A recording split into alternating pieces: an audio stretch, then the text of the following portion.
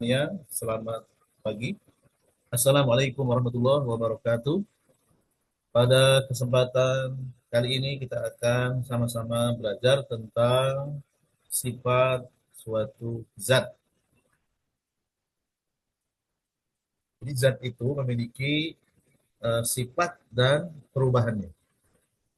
Sifat dan perubahan zat ini adalah konsep yang mendasar, baik itu secara kimia ataupun fisika, yang menggambarkan bagaimana zat tersebut berperilaku dan bertransformasi atau berubah wujud. Sifat suatu zat diklasifikasikan menjadi sifat eh, fisika serta perubahannya dan sifat kimia beserta perubahannya.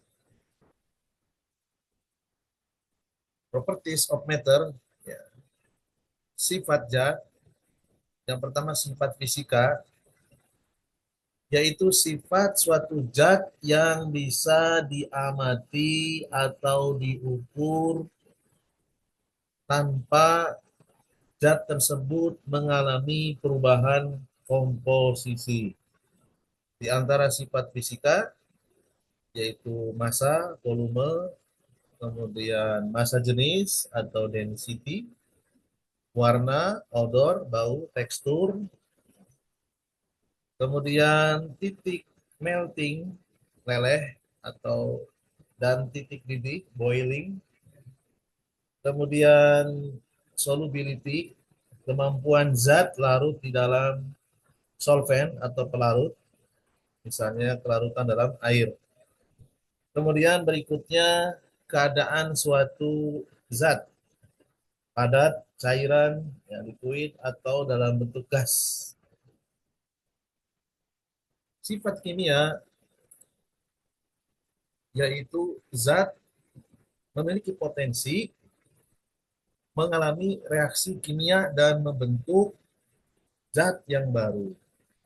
Di antara sifat-sifat kimia yang pertama adalah kereaktifan. Reaktifan itu kemampuan zat bereaksi dengan zat lain, dengan oksigen, dengan asam, dengan basa, dan zat-zat lainnya. Yang kedua, flammability, kemampuan zat mudah terbakar dengan adanya oksigen. Yang keempat, pH. pH itu kondisi zat ketika dilarutkan di dalam air, apakah dia asam atau basa. Dan yang berikutnya, oxidation state. Apa itu? Zat atau materi mengalami perubahan bilangan oksidasi karena reaksi. Contohnya, besi yang mengalami pengkaratan. Selanjutnya, perubahan materi, yaitu perubahan fisika. Perubahan fisika ini penampakan suatu zat disertai dengan perubahan komposisi zat tersebut. Contoh, perubahan fase, perpindahan atau perubahan zat dari padatan kemudian menjadi cair, cair kembali menjadi gas, dan kalau dikembalikan ya bisa dari gas menjadi cair, kemudian bisa kembali menjadi solid atau padatan. Sehingga dari konsep perubahan fase itu ada yang namanya proses meleleh padat menjadi cair. Freezing, freezing itu eh, cair menjadi padat. Kondensasi, kondensasi itu dari cair menjadi gas. Dari gas menjadi menjadi cair, ya. Evaporasi menguap, ya, dari cair menjadi gas.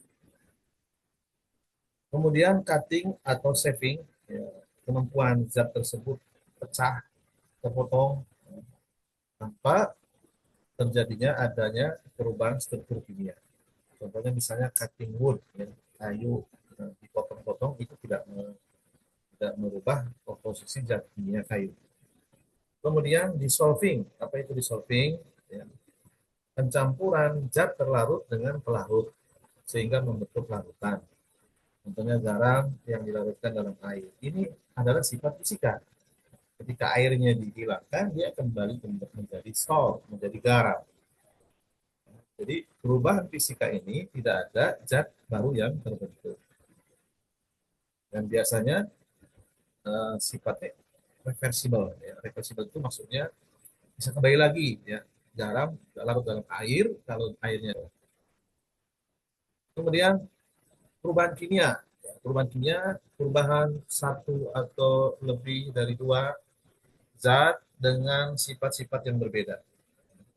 Di antara indikator perubahan kimia mencakup yang pertama perubahan warna. Dengan adanya reaksi kimia terbentuk perubahan warna yang bisa dilihat. Ya, contohnya besi mengalami pengkaratan.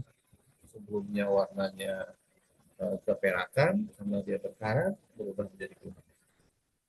Indikator berikutnya pembentukan gas. Reaksi kimia itu bisa membentuk gas. Contohnya reaksi vinegar dan baking soda menghasilkan gas karbon dioksida.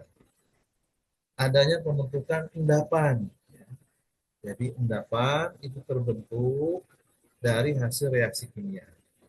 Sehingga endapan tersebut komposisinya berbeda dengan zat-zat sebelumnya sebelum bereaksi. Kemudian yang berikutnya adanya perubahan energi. Jadi reaksi kimia sering menyerap energi atau mengeluarkan energi. Panas, kemudian light, cahaya, udara, terbakarnya bahan bakar misalnya. Contoh-contoh perubahan fisika. Es mencair menjadi air. Dia hanya mengalami perubahan fisika. Karena struktur molekulnya tetap sama, yaitu H2O. Adapun contoh perubahan kimia, besi berkarat, ya besi bereaksi dengan oksigen, membentuk besi oksida. Dan sifatnya berbeda dengan besi.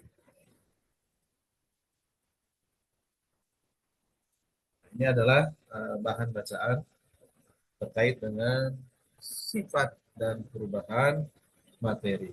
Demikian, terima kasih atas perhatiannya. Selamat berjumpa kembali dalam pelajaran berikutnya.